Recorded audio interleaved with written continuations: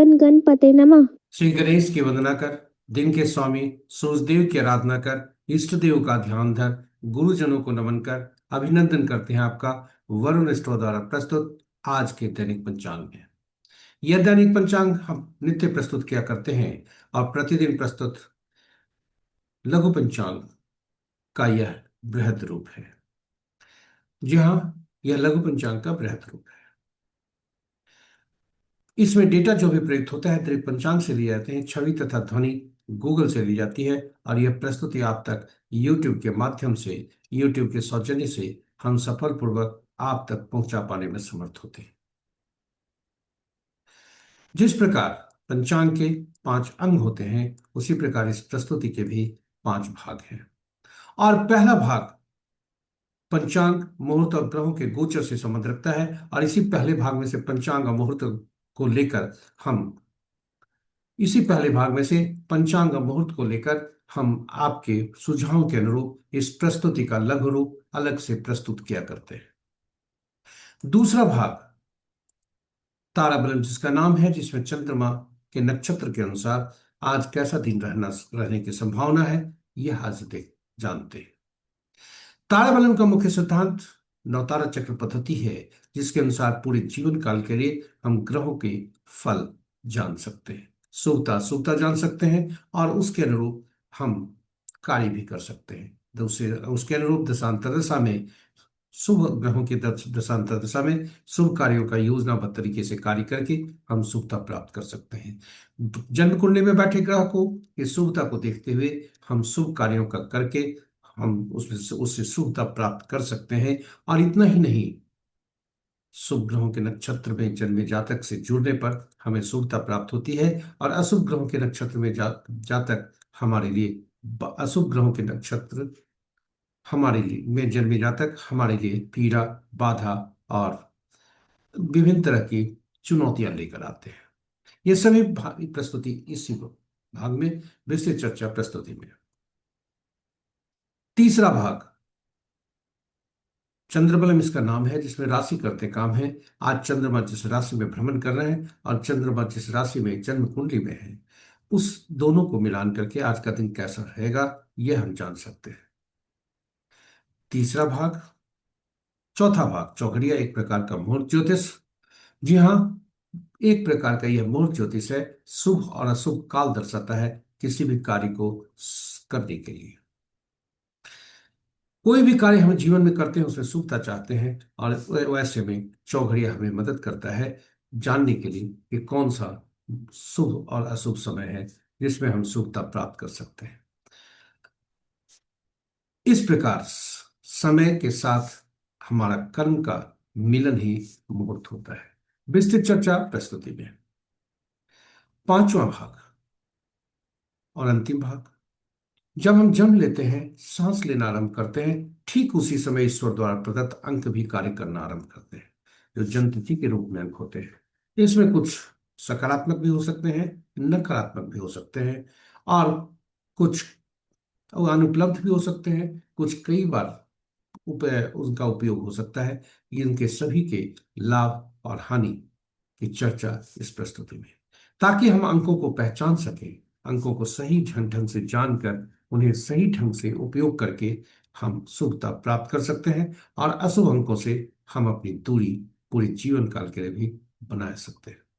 विस्तृत चर्चा प्रस्तुति में। इस प्रकार पांचों भाग जो हम संकलित करके लाए हैं आपके लिए ज्ञानवर्धक तथा उपयोगी रहने वाला है। कहीं जाइएगा नहीं, आप अंत तक बने रहिएगा।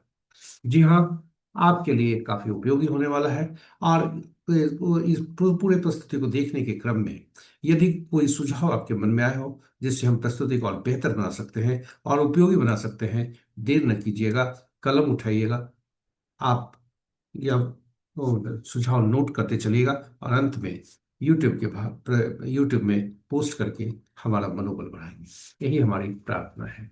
और अंत में इस प्रस्तुति को, इस चैनल को सब्सक्राइब जरूर करें यदि अभी तक नहीं किए, पहली बार आप देख रहे हैं तो चैनल को सब्सक्राइब करें, साथ ही साथ नोटिफिकेशन बटन को दबा दें ताकि हमारे हर प्रस्तुति की सूचना आपको मिल सके और आप उससे लाभान्वित हो सके। चलिए थोड़ी चर्चा पंचांग पर करते हैं। पंचांग के 5 अंक होते हैं। और ये पांचों अंग हमारे लिए शुभकारी होते हैं। तिथि लक्ष्मी प्रदान करने वाला, वार से आयु में वृद्धि, नक्षत्रों से पापों का नाश, योग रोगों को दूर करने में सहायक, कर्म कार्यों में सफलता, कार्य सिद्धि दिलाता है। इसलिए पंचांग की महत्ता को देखते हुए हमें इसे प्रतिदिन प्रातः उठते ही इसे स्मरण करना चाहिए। और स्मरण करने का उचित माध्यम, सटीक माध्यम यह श्लोक है। तिथि च श्रीकरम प्रोक्तम वारम आयुष्वर्धनम, नक्षत्रम हरते पापम, योगम रोग निवारणम, करणम कार्य सिद्धिम च पंचांग फल मुक्तमम। ये श्लोक काफी उपयोगी है और इसका प्रतिदिन प्रातः उठते ही स्मरण करना चाहिए। और स्मरण करके जो पुराणों में लिखा है, पूरा पंचांग का श्रवण श्रवण करने से गंगा स्नान तुल्य लाभ होते हैं। और गंगा स्नान का तात्पर्य जलीय राशियों से है, जलीय तत्वों से है, जो कि जागृत होते हैं। जन्म कुंडली की जलीय राशियां, जलीय राशियों में बैठे ग्रह और उनके स्वामी, साथ ही साथ हमारे शरीर की 70% जलीय तत्व। इतना ही नहीं, पंचांग की महत्ता हमारे जीवन में और भी है, इसकी भूमिका हमारे जीवन में भी है। यह हमारी निर्णय क्षमता को सुदृढ़ करता है, आत्मबल बढ़ाता है। पंचांग प्रकृति और ब्रह्मांड की ऊर्जा के साथ संतुलन स्थापित करने में सहायक होता है, जिससे जीवन में शांति, समृद्धि और सकारात्मकता का संचार होता है। अतः पंचांग का अनुसरण करके हम अपने जीवन को अधिक सफल और समृद्ध बना सकते हैं। तो चलिए आइए पंचांग की महत्ता को समझते हुए पंचांग के जीवन में इसकी उपयोगिता और भूमिका को देखते हुए हम समय पंचांग का स्मरण, श्रवण और अनुसरण करके अपने जीवन को सफल और समृद्ध बनाएं। साथ ही साथ साझा करें प्रस्तुति को अपने मित्रों, परिजनों तथा शुभेच्छुओं के संग, ताकि वे भी पंचांग का अनुसरण करके, पंचांग का स्मरण, श्रवण और अनुसरण करके अपने जीवन को सुखता ला सकें। तो इसके साथ ही हम आगे बढ़ते हैं प्रस्तुति में। और प्रस्तुति में चलने के क्रम में श्री राम का नाम लेते चलते हैं, और जहां श्री राम होते हैं वहीं भाई हनुमान भी होते हैं। तो चलिए प्रस्तुति में चलते हैं। जय श्री राम। जय श्री राम। जय भाई हनुमान। स्वागत है आपका प्रस्तुति में। आज का दिनांक 3 मई 2026, माह ज्येष्ठ पक्ष कृष्ण, शाका संवत 1948 12 भाव, विक्रम संवत 2083 सिद्धार्थी, और कलयुग का 5127वां वर्ष। आज का सूर्योदय 5:12 पर, सूर्यास्त 6:21 पर, sunrise at 5:12 a.m. and sunset at 6:21 p.m. सूर्य देव की स्थिति उत्तरायण जो पहले से बनी हुई है, और मध्याह्न दिन के 11:47 तक यह पूर्ववत है, इसमें कोई परिवर्तन नहीं है। और चंद्रोदय चंद्रोदय आज रात्रि के 8:01 पर, और चंद्र का अस्त प्रातः कल 5:01 पर। आज का दिशा शूल पश्चिम है, फिर भी इस दिशा में यात्रा करने को बाध्यता हुई तो घी या दलिया का सेवन करके यात्रा में शुभता लाए। पंचांग के पांचों अंग इस प्रकार। वार रविवार, तिथि देर रात्रि 3:01 तक द्वितीया, जो भद्रा तिथि के अंतर्गत आता है। उसके बाद तृतीया, जो जया तिथि के अंतर्गत आता है। नक्षत्र प्रातः 7:10 तक विशाखा, उसके बाद अनुराधा। और आज के दिन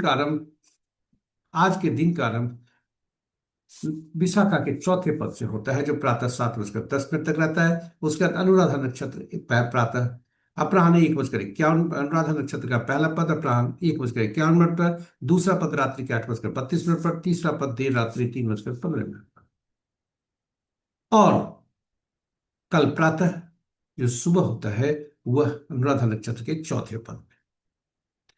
योग रात्रि के 10:28 तक वरियार, तत्पश्चात परिग, और करण अपराह्न 1:54 तक तैतिल, तत्पश्चात देर रात्रि 3:01 तक गर, और फिर वनिच। ये रहे हमारे पंचांग के पांचों अंग। महत्वपूर्ण मुहूर्त में जाने के पूर्व भोलेनाथ का वास देखते हैं। भोलेनाथ का वास कैसा है, क्योंकि यह भोलेनाथ का वास रुद्राभिषेक के लिए काफी उपयोगी होता है। यदि भोलेनाथ का वास शुभ है, रुद्राभिषेक का फल भी शुभता देता है। आइए भोलेनाथ को स्मरण करते हुए चल देखते हैं भोलेनाथ का वास कहाँ है। ओम नमः शिवाय। ओम नमः शिवाय।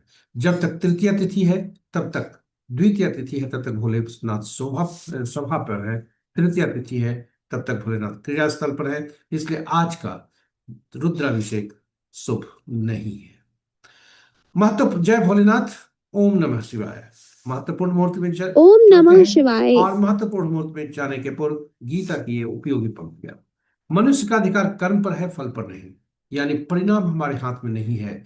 इसलिए जिम्मेदारी के साथ कर्म करने के लिए सबसे अनुकूल मुहूर्त का चुनाव करके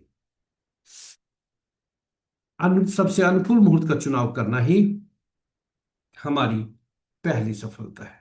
जी हाँ, जिम्मेदारी के साथ कर्म करने के लिए सबसे अनुकूल मुहूर्त का चुनाव करना ही हमारी पहली सफलता है। तो चलिए, आइए चले और जिम्मेदारी के साथ कर्म करते हुए अनुकूल मुहूर्त का चुनाव करके अपने पांव पहली सीढ़ी पहली सीढ़ी पर रखें सफलता की।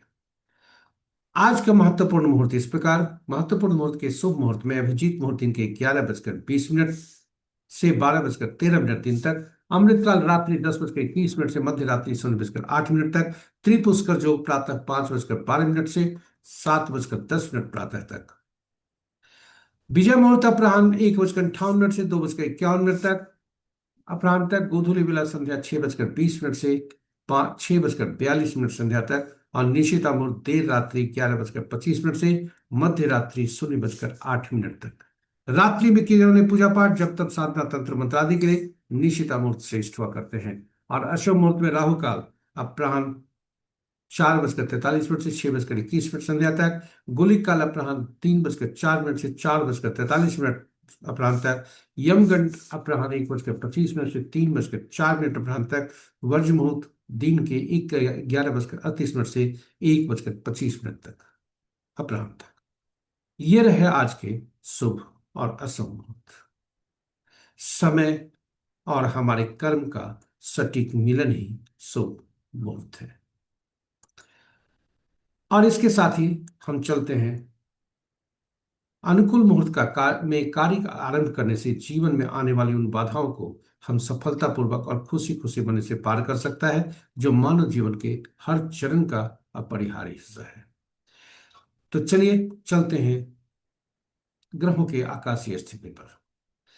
आज अंश के अनुसार चंद्रदेव चूंकि राशि परिवर्तन किए हैं और वृश्चिक राशि में आकर नीचता को प्राप्त किए हैं, इसलिए ये कमजोर अवस्था में है। वहीं बुधदेव राशि परिवर्तन करके सूर्य देव के साथ हैं, अग्नि राशि में है। अस और सूर्य देव के प्रभाव के कारण ये अस्त है।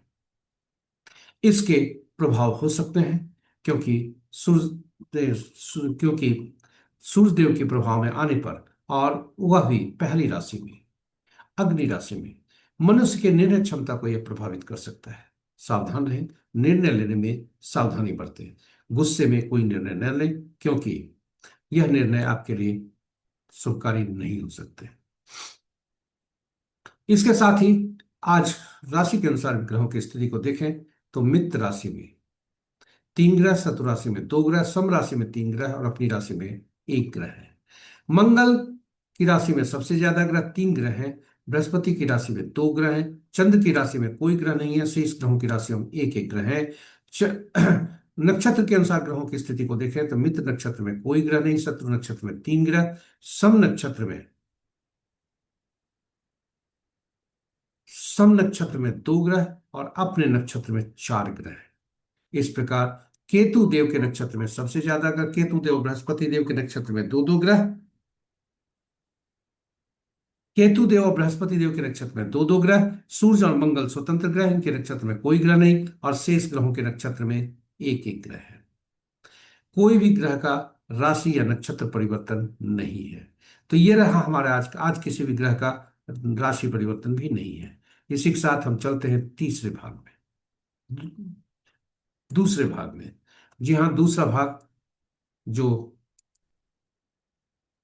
ताराबलम जिसका नाम है, जिसमें सितारे करते काम है। आपके समक्ष ताराबलम की सारणी आपके समक्ष प्रस्तुत।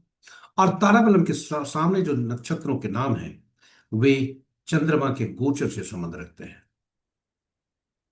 ताराबलम के नीचे, नाम के नीचे, ताराबलम जहां लिखा है उसके नीचे जो नक्षत्रों के नाम है वह हमारा आपका जन्म नक्षत्र बताता है। इसमें हम अपना जन्म नक्षत्र को चिन्हित करते हैं, और जन्म नक्षत्र को चिन्हित करके हम दोनों का जहां मिलन होता है वही आज का गोचर होता है चंद्रमा का। और यही इसी में हम अपने फल को ढूंढते हैं। कुल 9 तरह के परिणाम हो सकते हैं। आज का तारा संकेत देता है संपत, क्षेम, साधक, मित्र या अति मित्र का, तो वह शुभ होता है। जी हाँ, यह शुभता की तरफ इशारा करता है। इसके अंतर्गत दैनिक कार्य तो करते ही हैं, साथ ही साथ नए कार्यों का आरंभ भी हम कर सकते हैं। वहीं इसके विपरीत यदि आज का तारा जन्म, विपत, प्रत्यरि, नैधन्य में हो, तो यह संकेत करता है दैनिक कार्यों में सावधानी, और साथ ही साथ दैनिक कार्यों में सावधानी और साथ ही साथ नए कार्यों का आरंभ आरंभ करने से मनाही। नौ तारा तारा बलम जो सिद्धांत है, यह नौ तारा चक्र पद्धति पर आधारित है। और नौ तारा चक्र पद्धति के अनुसार, यह नौ तारा चक्र पद्धति का मूल सिद्धांत है। ग्रहों के मन नक्षत्र होते हैं, नक्षत्रीय ग्रह के फल देते हैं। प्रश्न उठता है 27 नक्षत्र, 9 ग्रह, कौन से ग्रह किन किन नक्षत्रों के फल पाएंगे? विभिन्न नक्षत्र किन किन ग्रहों के फल देंगे? इसके लिए 27 नक्षत्रों को सूचीबद्ध की जाती है। नौ नौ नौ नौ नक्षत्रों की सूचीबद्ध करते हुए 3 श्रेणियों में नहीं रखा जाता है। पहले श्रेणी में पहला से 9वां, दूसरे श्रेणी में 10वां से 18वां, तीसरा में 19वां से 27वां। और ग्रहों को रखा जाता है महादशा के क्रम में। पहला ग्रह केतु देव, दूसरा शुक्र, तीसरा सूर्य, चौथा चंद्रमा, पांचवा मंगल, छठा राहु, सातवां बृहस्पति, आठवां शनि, नौवां बुध। और पहला ग्रह जो होते हैं केतु देव, उनको हर श्रेणी में से पहला नक्षत्र जो होता है, यानी पहला 10वां और 19वां नक्षत्र का स्वामित्व मिलता है।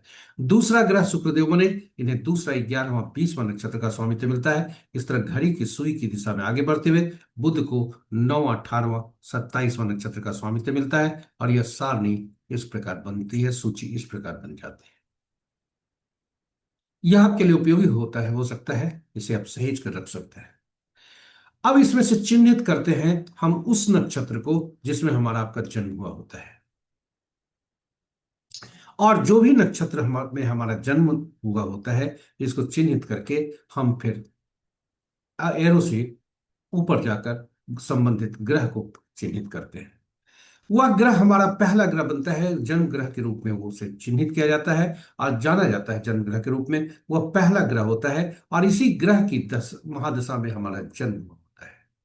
जब हम यहां से गणना हम आरंभ करते हैं, गणना यहीं से आरंभ होती है और घड़ी की सुई की दिशा में हम आगे बढ़ते हैं, बुध तक जाते हैं और बुध तक जाकर फिर केतु देव से यात्रा आरंभ करते हैं। और जो ग्रह हमारा जन्म ग्रह बनता है, ठीक इसके पिछले ठीक इसके पिछले पीछे तक हम रुकते हैं और वह हमारा पहला ग्रह बनता है। सॉरी, वह हमारा अंतिम ग्रह बनते हैं। इस प्रकार ग्रहों को पहचाना जाता है।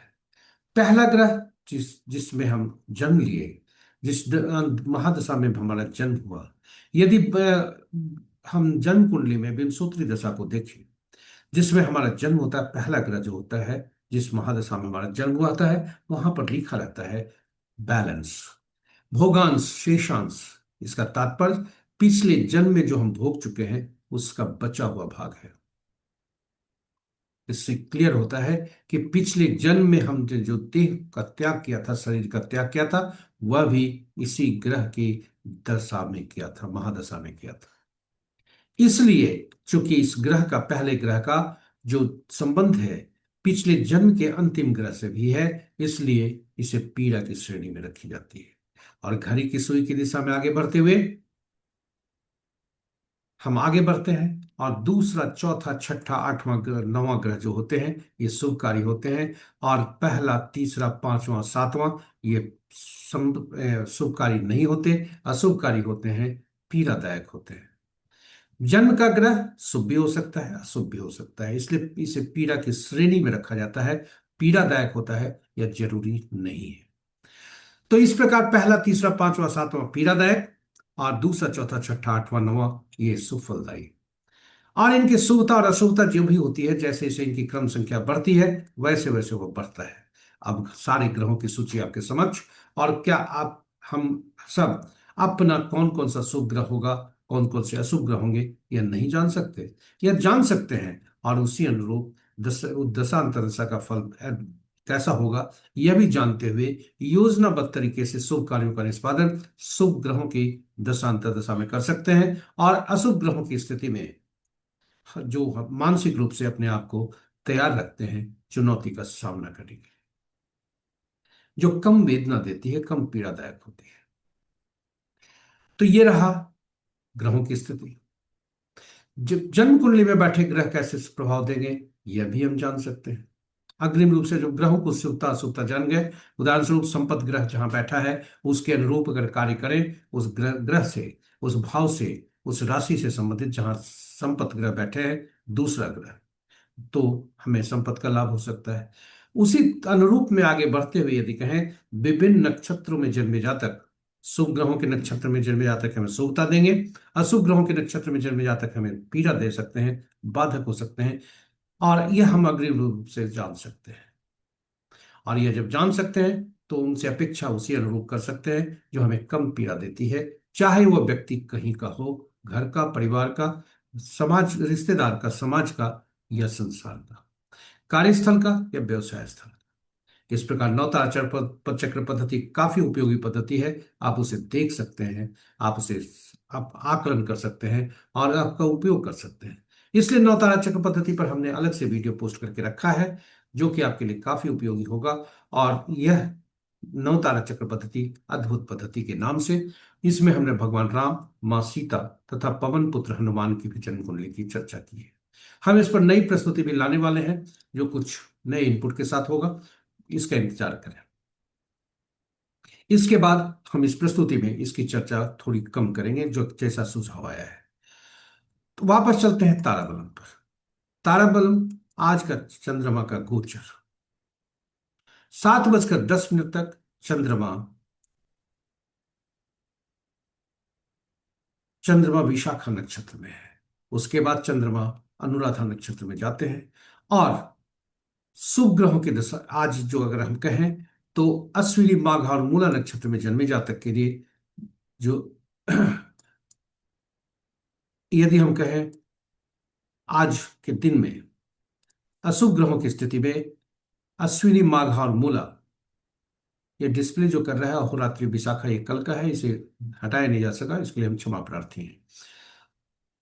अश्विनी, माघ और मूला नक्षत्र में जन्मे जातक के लिए और भरणी, पूर्वा, फाल्गुनी, पूर्वाषाढ़ा नक्षत्र में जन्मे जातक के लिए पहला और दूसरा भाग क्रमशः ये अति पीड़ादायक है, इसलिए इसमें सावधानी बरतने की आवश्यकता है। और यदि हम कहें तो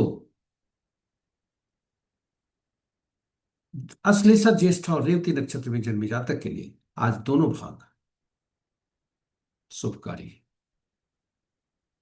इसके साथ ही हम तीसरे भाग में आपको ले चलते हैं। आपको यहां बता दें कि जब भी आपका तारा अशुभ तारा का संकेत दे रहा है, सावधानी बरतें, नए कार्यों का आरंभ न करें और कभी भी भूल से भी इन तारों को शुभ तारों में परिवर्तन करने का प्रयास न करें, क्योंकि हम कोई भी कार्य करते हैं तो शुभता चाहते हैं। तीसरे भाग में आपका स्वागत है। तीसरा भाग चंद्रमा के गोचर से है, और यह चंद्रमा का गोचर आज वृश्चिक राशि में है और राशि परिवर्तन नहीं है। इसलिए आज का फल जो है वृषभ, मिथुन, कन्या, वृश्चिक, मकर और कुंभ राशि के जातक के लिए शुभता के संकेत हैं। शेष राशि के जातक के लिए शुभता के संकेत नहीं है, सावधानी बरतें। चौथा भाग में आपको ले चलते हैं। चौघड़िया एक प्रकार का मूर्त ज्योतिष, और इस पर यह काफी उपयोगी है। यह एक प्रकार का शुभ और अशुभ काल दर्शाता है। किसी भी कार्य को करने के लिए हम कोई भी कार्य करते हैं उसमें शुभता चाहते हैं, और शुभता जब चाहते हैं तो इसमें हमें चौघड़िया मदद करता है। यह काफी उपयोगी बन जाता है, शुभ और अशुभ काल दर्शाता है। इसकी उपयोगिता को देखते हुए, यह काफी उपयोगी है, इसकी उपयोगिता को देखते हुए हिंदी और अंग्रेजी में अलग अलग वीडियो हमने पोस्ट करके रखा है, जो आप देख सकते हैं और ज्ञान अर्जन करके इसका सही उपयोग कर सकते हैं। संक्षेप में हम यहाँ चर्चा करते हैं कि कुल 8 चौघड़िया हुआ करते हैं, दिन के 8 चौघड़िया रात के, यानी 16 प्रहर 16 चौघड़िया। 8 चौघड़िया जो होते हैं, इनको संबद्ध दिन के 8 चौघड़िया होते हैं, दिन के और रात के 8 चौघड़िया, और इनको साप्ताहिक दिनों से संबद्ध करने के लिए साथी चौघड़िया का नामकरण किया गया। 8वां चौघड़िया जो होता है, चाहे दिन का हो या रात को हो, आदि चौघड़िया जो होता है, आरंभ का चौघड़िया वही अंत का चौघड़िया हुआ करता है। इस प्रकार चौघड़िया का संबंध साप्ताहिक दिनों से होता है, और साप्ताहिक दिनों का संबंध, साप्ताहिक दिनों के शासक ग्रह अलग अलग होते हैं, जिनके कार्य अलग अलग होते हैं, जो विभिन्न अलग अलग कार्यों के लिए उद्देश्यों के लिए उपयुक्त होते हैं, अलग अलग कार्यों के लिए फलदायी होते हैं, अलग अलग कार्यों के लिए इन्हें अच्छा माना जाता है, लाभदायक होते हैं, उपयुक्त होते हैं। इसलिए चौघड़िया का संबंध साप्ताहिक दिनों से, उनके स्वामी ग्रहों से और उनके अधीन निमित्त कार्यों से होता है। इसलिए चौघड़िया की उपयोगिता और बढ़ जाती है। जब भी हम चौघड़िया देखें तो ये जरूर सुनिश्चित कर लें कि चौघड़िया शुभ है या अशुभ है। कुल 3 तरह की चौघड़िया अशुभता हो सकती है दिन में। यह हो सकता है वार बेला, राहु काल और काल बेला। वहीं रात्रि में काल रात्रि। इस तरह की 3 तरह की 4 तरह की अशुभताएं होती है। दिन में 3, रात में 1। अनुभव के आधार पर जो हमने पाया है वह यह है कि दिन में सूर्य देव का प्रभुत्व होता है और शनि देव इनसे नाराज रहते हैं। इसलिए शनि का चौघड़िया, काल चौघड़िया प्रतिदिन काल बेला से ग्रसित होता है। और रात्रि चंद्रमा का प्रभुत्व, इसलिए रात्रि का चौक और बुध देव उनसे नाराज, इसलिए रात्रि का में बुध का चौघड़िया, लाभ चौघड़िया प्रति रात काल रात्रि से ग्रसित होता है। शनि का चौघड़िया चौ, ए, काल बेला से ग्रसित होने के बावजूद प्रतिदिन ये होते हैं। और शनि कर्म के देवता है, ईमानदार न्याय के देवता है। इसलिए कोई भी शुभ कार्य इसमें करना तो नहीं चाहिए, लेकिन धनोपार्जन हेतु की जाने वाली गतिविधियों के लिए यह काफी लाभदायक होते हैं। उसी तरह से मंगल देव क्रूर और निष्कारी होते हैं। कोई भी शुभ कार्य इसमें नहीं करना चाहिए, लेकिन मंगल देव शत्रुहंता होते हैं। और आज के परिप्रेक्ष्य में कहें, युद्ध क्षेत्र शत्रु को हराने के लिए उपयुक्त होता है। लेकिन हर व्यक्ति आज युद्ध में से युद्ध के मैदान में है, और यह विभिन्न रूपों से है। विद्यार्थी वर्ग कंपटीशन के प्रतियोगिता परीक्षा, नौकरी पेशा वाले प्रमोशन के लिए अपने शत्रुओं को जब तक पराजित नहीं करेगा तब तक वो आगे नहीं बढ़ेगा। वहीं यदि हम विभिन्न जीवन यात्रा में विभिन्न स्थितियों में भी देखें, हर जगह शत्रुता जरूरी है। अंत में काया या शरीर रोगों से लड़ते हैं हम, और इसके लिए भी हमारा रोग शत्रु है। इसलिए मंगल देव इन सब में शुभकारी होते हैं। तो चलिए आज का देखते हैं चौघड़िया, आज का चौघड़िया क्या कहता है। आज दिन रविवार है।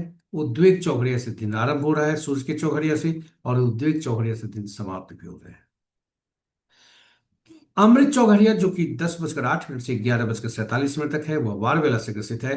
काल चौघड़िया जो 11:47 से 1:25 तक है, वह काल बेला से ग्रसित है। और उद्वेग चौघड़िया जिस जिस जो आरंभ हुआ है वही अंत का चौघड़िया है। वह अंत का चौघड़िया 4:43 से सूर्यास्त तक का चौघड़िया राहु काल से ग्रसित है। रात्रि लाभ चौघड़िया 1:07 देर रात्रि से 2:29 तक वह काल रात्रि से ग्रसित है।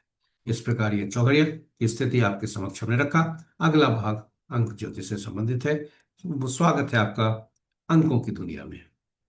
अंक हमारे जीवन में हम भूमिका अदा करते हैं। ईश्वर हमें अंक उपहार के रूप में अंक देते हैं, और वह जीवन पर्यंत काम करता है।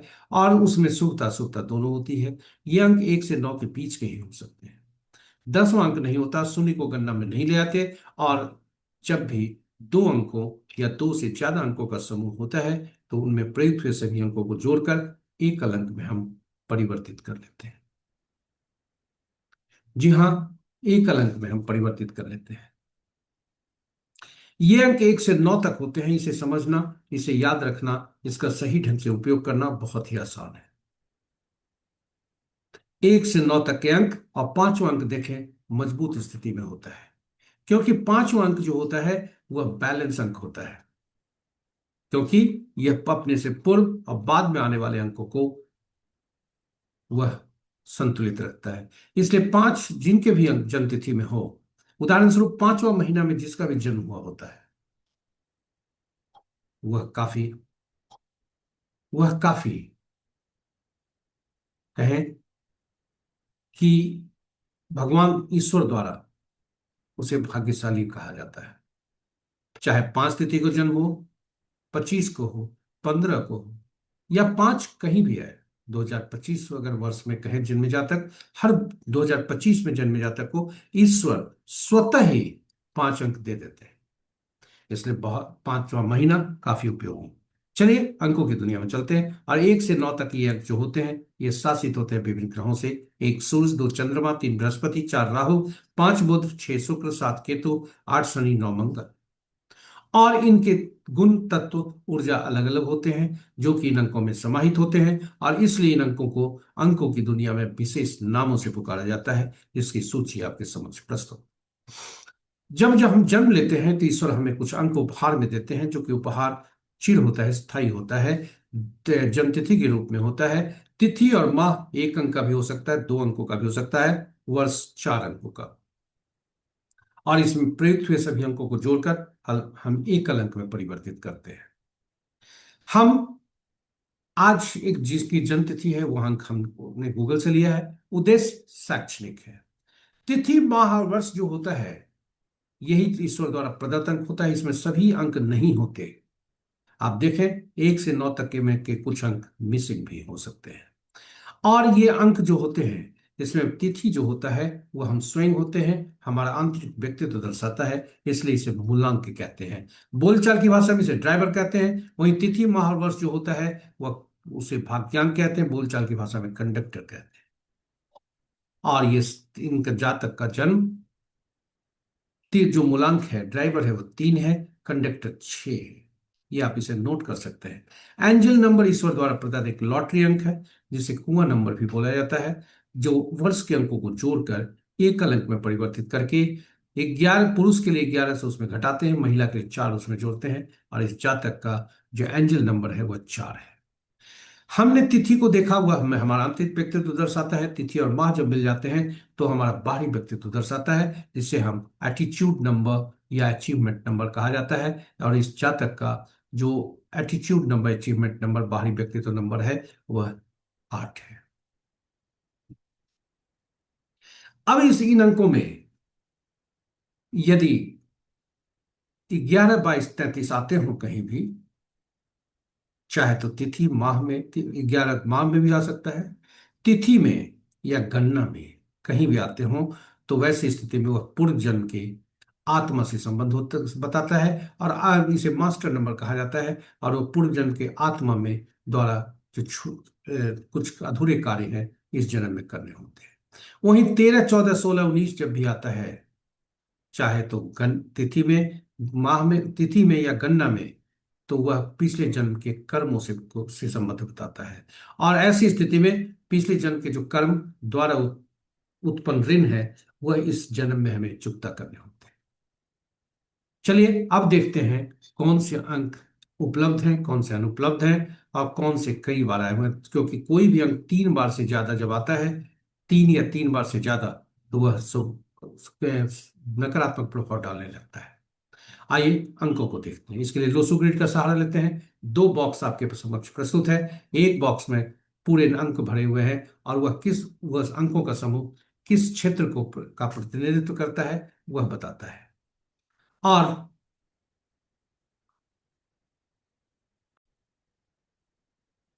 और यदि इन अंकों को देखा जाए तो इनके केवल एक अनुपलब्ध अंक है, और वे अनुपलब्ध अंक मात्र 2 है। और सभी अंक इनके उपलब्ध हैं, और कोई भी अंक इनके 2 बार नहीं आए हैं। बहुत ही भाग्यशाली व्यक्ति हैं। कोई भी अंक इनके 2 बार नहीं आया है, और कई अंक 100% आए हुए हैं। यानी इनका कहें thought plane 100%, will power plane 100%, action plane 66%, intelligentsia इनका 66%, इमोशनल लेवल इनका 100%, और प्रैक्टिकल प्लेन 100%। कितने भाग्यशाली है ये ईश्वर द्वारा प्रदत्त अंक। अब यदि इनमें देखा जाए तो अंक ज्योतिष का जो मूल सिद्धांत है, ड्राइवर और कंडक्टर आपस में शत्रुवत नहीं होना चाहिए। क्योंकि पूरी अंक ज्योतिष, पूरा जीवन जो घूमता है इसी ड्राइवर और कंडक्टर का है। ड्राइवर और कंडक्टर का आपस में शत्रुवत ना हो, और पूरे जीवन काल में ड्राइवर और कंडक्टर का शत्रु अंक हम नहीं लाए। इसलिए हमें अब जानना जरूरी है कि ड्राइवर और कंडक्टर के, क्योंकि ड्राइवर और कंडक्टर जब शत्रुवत होते हैं, कल्पना कीजिए बस के बारे में, तो ये आरंभ से ही जीवन हमारे लिए स्ट्रगल का बनता है। बस का भी स्ट्रगल होता है, हमारे जीवन का भी होता है। और वहीं तिथि, अगर हम बाद में कोई अंक ले आते हैं तो वहां से बाधा शुरू होती है। इसलिए इन्हें संतुलित करने के लिए ऐसे अंक का सहारा लेना होता है जो दोनों के मित्र हो। और इसलिए वह सहारा कहाँ से ले, साथ ही साथ जीवन में कोई भी अंक प्रयोग हो, वह इनका दुश्मन तिथि और ड्राइवर और कंडक्टर का शत्रु अंक नहीं हो। तो आइए, वह स्रोत कौन सा होगा जो ड्राइवर और कंडक्टर को बैलेंस कर सकता है। पहला, तो कोई अंक इसमें उपलब्ध हो जो कि मित्र अंक हो दोनों का। दूसरा, हम अन्य जगह से भी शोध करते हैं जो कि चिर हो, स्थायी हो, और वह होता है नाम। क्योंकि नाम धरती के माता पिता, धरती के ईश्वर माता पिता देते हैं, और वह स्थायी होता है। लंबी आयु उसकी होती है, इसलिए उसी का सहारा लिया जाता है। हर अंक ज्योतिषी इसी को लेते हैं। तो नाम में आप कहेंगे अक्षर होते हैं, जी हाँ अक्षर होते हैं, लेकिन इन अक्षरों के अंकीय मूल्य भी होते हैं। और इसलिए नाम में प्रयुक्त हुए अक्षरों को अंकीय मूल्य में परिवर्तित कर लिया जाता है। यहाँ आपको बताते चले कि नाम का पहला अक्षर काफी ऊर्जा देता है, इसलिए नाम का पहला अक्षर भी मूलांक और भाग्यांक, ड्राइवर और कंडक्टर का शत्रु नहीं होना चाहिए। और साथ ही साथ ये इनका जो साथ ही साथ वॉवेल और कॉन्सोनेंट भी कार्य करते हैं। वॉवेल ज्यादा देना चाहिए और ये कम, कॉन्सोनेंट कम होना चाहिए। आज जो अंक लिया है हमने, जिनकी जन्म तिथि 3/5/87 है, उनका नाम है मुदित नायर। ये एक्टर है। और वॉवेल कॉन्सोनेंट तो अपने आप देखें, वॉवेल ज्यादा है, कॉन्सोनेंट कम है, यह भी उत्तम है। नाम का पहला अक्षर इनका 4 दे रहा है, और नामांक इनका 2 दे रहा है, जो मिसिंग अंक है। चलिए अब देखते हैं शत्रु अंक। 1 के 8, 2 के 4, 6 8 9, 3 के 6, 4 के 8 9, 4 2, 5 के कोई नहीं, 6 के 3 9, 7 के 7 9 3, 8 के 1 2 9 4 8, 9 के 6 4 2 8 9। इसलिए इनके ड्राइवर और कंडक्टर आपस में, ड्राइवर 3 कंडक्टर 6 आपस में शत्रुवत है। और 6 के कंडक्टर के 3 और 9 होते हैं। इसलिए 6 के लिए 9 भी का प्रयुक्त ग्रहण करना जीवन में वह श्रेयस्कर नहीं होगा। और इसके अतिरिक्त सभी अंक इनके लिए मित्रवत हैं, इसलिए 3 को परहेज करना है। 3 6 और 9 ये दोबारा नहीं आए। अब इन अंकों में भी देखें तो कुछ अंक ऐसे होते हैं जो अपने के ही शत्रु होते हैं। 4 7 8 9, याद रखें, हम लोग शौक से इन का अंकों का सभी अंकों का एक तरह से हम लेते हैं रिपीटेशन। लेकिन इनका रिपीटेशन 4 7 8 9 का रिपीटेशन ठीक नहीं है, चाहे मोबाइल में, गाड़ी में, या कहीं भी।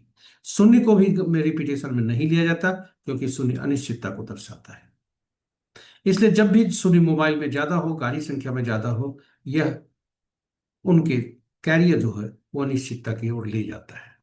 इसलिए इन अंकों को का प्रयोग कम करें। और इसलिए अब हम अंकों, यहां तक देखा हमने अंक कैसे कार्य करते हैं, पर्सनल ईयर कैसे निकालते हैं यह देखते हैं।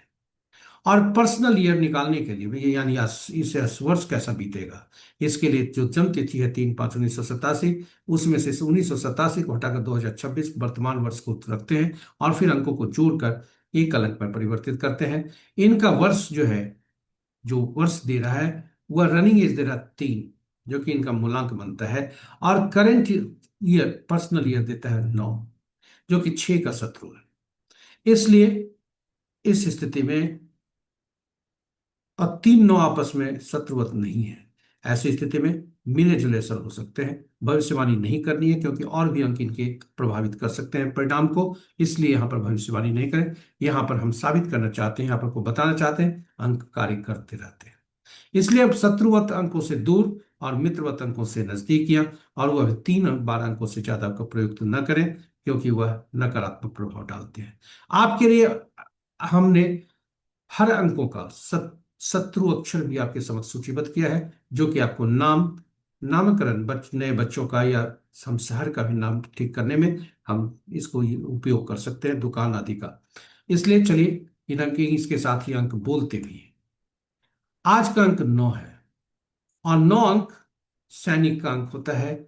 यह जुडिशियरी का अंक होता है। यह किसी के मित्र नहीं होते। मित्र होते हैं केवल सरकार के। इसलिए 1/10/1928, सॉरी, ये जुडिशरी का नहीं होता। ये होता है सैनिक का, पुलिस का, डॉक्टर का, खून आदि से। इसलिए 9 अंक का जो है सेनापति का होता है। ये केवल जिनके स्वामी होते हैं, सरकार होते हैं, राजा होते हैं, इसलिए मित्रवत होते हैं। ये 1/10/1928 से। आपको बता दें, 9 अंक अति मित्रवत नहीं होता एक से, क्योंकि सैनिक, हर राजा को डिथ्रोन सैनिक ही कर सकता है। तो दो अन्य सभी अंक ये तटस्थ होते हैं, 5, 14, 23, 5 अंक और 6 अंक वाले से। इसलिए 5, 14, 23 तारीख को जन्मे जाता है। 6, 14, 6, 15, 24 तारीख को जन्मे जातक के लिए दिन साधारण होंगे। 1/10/1928 तारीख को जन्मे जातक के लिए, किसी भी माह के, उनके लिए दिन उत्तम होंगे। शेष अंक थोड़ा सावधानी बरतें, उनके लिए दिन शुभ नहीं है। इसी के साथ यह कार्य करते हैं, अंक बोलते हैं, यह सीरीज समाप्त होती है, और हम अब अंतिम पड़ाव पर आपको पहुंच जाते हैं। आप हमारे साथ बने रहे, इसके लिए बहुत बहुत धन्यवाद। जी हाँ, अंकों को सभी इसमें जो ये प्रस्तुति है, ये आपके लिए उपयोगी सिद्ध होगी, ऐसा हमारा विश्वास है। और सभी का उपयोग आप अपने करें, अपने मित्रजनों से प्रेरित करें उनको उपयोग करने के लिए। यदि इस प्रस्तुति का पहली बार देख रहे हैं तो हमारे चैनल को सब्सक्राइब करें, और साथ ही साथ नोटिफिकेशन बटन को दबाना न भूलें, ताकि हमारे हर प्रस्तुति की सूचना आपको मिल सके और आप उसे लाभान्वित हो सके। चैनल साझा करें, और साझा करके आप प्रेरित करें लोगों को, और पुण्य के भागी बने। समय के साथ बहें, समय के विरुद्ध नहीं, और अंत में सुझाव देकर आप हमारा मनोबल बढ़ाएं। यदि प्रस्तुति को बेहतर बनाए, कोई सुझाव आपके मन में आया है, यूट्यूब के कमेंट बॉक्स पर पोस्ट करके आप अपना सुझाव दें और हमारा मनोबल बढ़ाएं। हो सके तो पोस्ट को लाइक भी करें। इसके साथ ही हम यहाँ से विराम लेना चाहते हैं, और इसके लिए, इसके पूर्व के हम आपसे विदा लें। हम प्रार्थना करते हैं आज के दिवस के देवता, ग्रहों के राजा सूर्यदेव से, कि उनकी असीम कृपा पर बनी रहे और आपका दिन शुभ हो। जय सूर्यदेव।